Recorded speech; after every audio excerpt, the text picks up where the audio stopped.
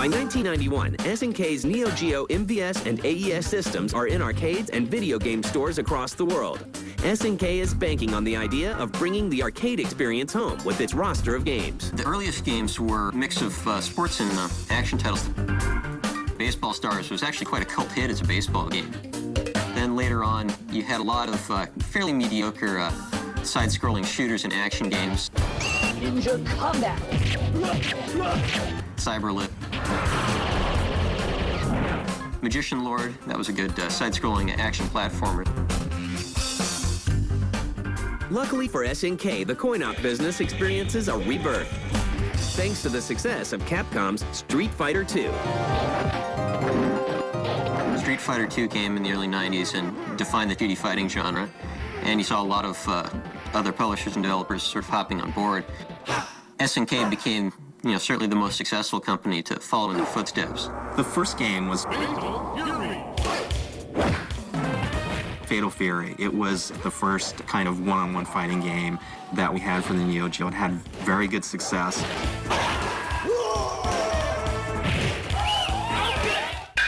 Art of Fighting was their second fighting series. Round 1. Art of Fighting was the first 2D fighting game to feature a scaling perspective. The camera, such as it was, would move back and forth to accommodate either close-ups on really, really huge character sprites or a view of a really big background. Samurai Showdown came out, and that was really the game that just took over everything. It put SNK on the map.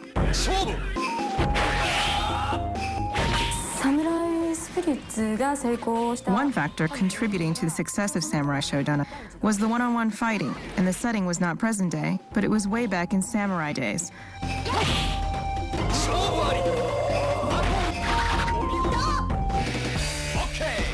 King of Fighters was a great idea.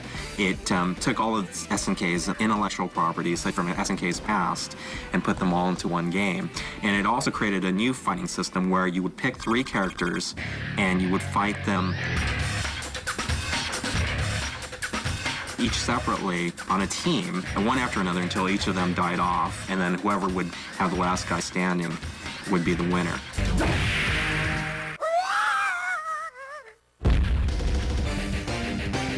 It's no surprise that Capcom, the creator of the Street Fighter series, and SNK become rivals.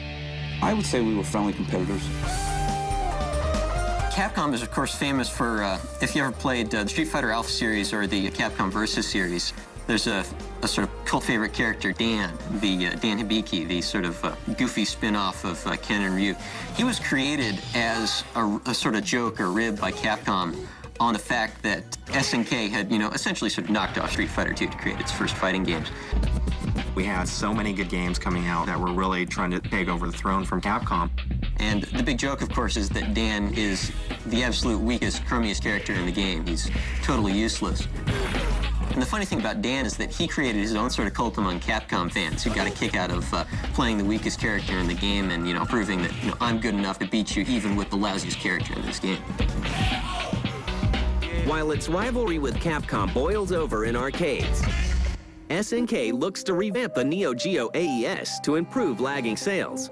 The Neo Geo CD was developed 2 years after the AES system had been brought home. AES system was wonderful, even though it was expensive. The cartridges, which were basically $200 and then $250 costs, it was just restricted. The Neo Geo CD was an attempt to solve the Achilles heel of the Neo Geo, which is the fact that the games cost, $300-odd. The Neo Geo CD was a CD-based version of the Neo Geo AES. The problem with the CD was it was slow. It used single-speed CD-ROM drive, even slower than the double-speed drives in your PlayStation and Saturn. The games were afflicted with pretty much the worst load times in the history of gaming. Despite promising sales in Japan, where 25,000 units are sold in its first day in stores, the Neo Geo CD is a disaster in the US. The CD was a nobly intentioned abject failure. In 1997, SNK releases the Hyper Neo Geo 64 Advanced Arcade unit, but the system fails. SNK's dwindling profits are now coming solely from arcade games such as Metal Slug. and the King of Fighters. In a bold bid to reclaim their losses, SNK will take on the king of the handheld market. It's 1998. SNK is still reeling from poor sales of the Neo Geo AES, the disastrous launch of the Neo Geo CD, and the failure of the hyper Neo Geo 64. But that doesn't stop them from taking on Nintendo in the handheld market. SNK had a shot. SNK had pretty solid software support for the Neo Geo Pocket Color. They managed to get some pretty good third-party games at the very beginning for the Neo Geo Pocket Color. My goal, my plan for the company was to get a 10% market share at our peak. Now, admit the numbers may seem small, but we got to be 2% of the market. The system fails. In Japan, only 10,000 units are sold. In the end, the Game Boy just proved insurmountable. At the same time, the arcade business takes a hit. There was a steady decline in arcades worldwide throughout the 90s, simply because of the popularity of console gaming. By 1999, SNK is in the red. The company is eventually sold to a Japanese pachinko company named Aruze. 1 year later, SNK is a shadow of its former self. The few titles it develops are rushed and unpolished. SNK, under their stewardship, puttered around with its later arcade games. But not all the news is bad. Round one. That same year, Capcom vs. SNK is released. SNK versus Capcom. Well, with SNK's characters versus Capcom's characters, up to now, Capcom had Street Fighter, and we had King of Fighters. We took these both to make a 2D fighting game. What kind of fighting game could two rival companies make together? It was like a dream match come true. Unfortunately, the majority of the profits for the game go to Capcom. Eventually, Aruze puts SNK into bankruptcy. Odyssey decided to pull the plug on them. They killed SNK in 2000. By October 22nd, 2001, SNK no longer exists. But the company doesn't stay down for long. Our chairman from day one, Mr. Kawasaki, it's really his company. When he had the opportunity to get out, he opened Playmore. Now, he couldn't use the SNK name, so the company he created was Playmore. Unfortunately, the former SNK went into bankruptcy in October 2001. But we were lucky that SNK Playmore could obtain the IPs for the original SNK properties. So today, here we are. They purchased the IP properties of the former SNK. So what they did about 2 years later was to rename the company SNK Playmore. So essentially, they created a new SNK. And its legendary family of games lives on.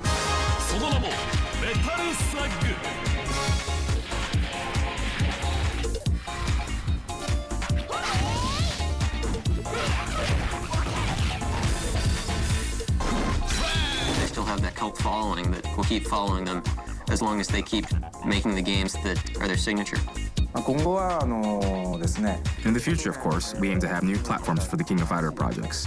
For example, Maximum Impact is out on the home consoles.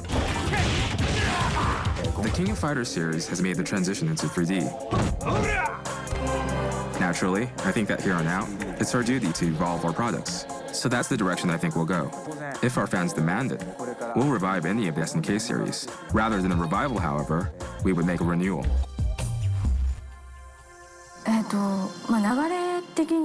We wanted to see how King of Fighters would look in 3D, and that was the start of it. It wasn't that the market was demanding that we change to 3D or anything like that.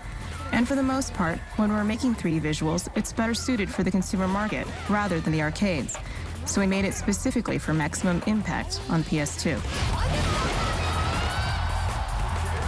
We'll be bringing SVC Chaos, which is SNK versus Capcom, to the Xbox, and it will be fully live.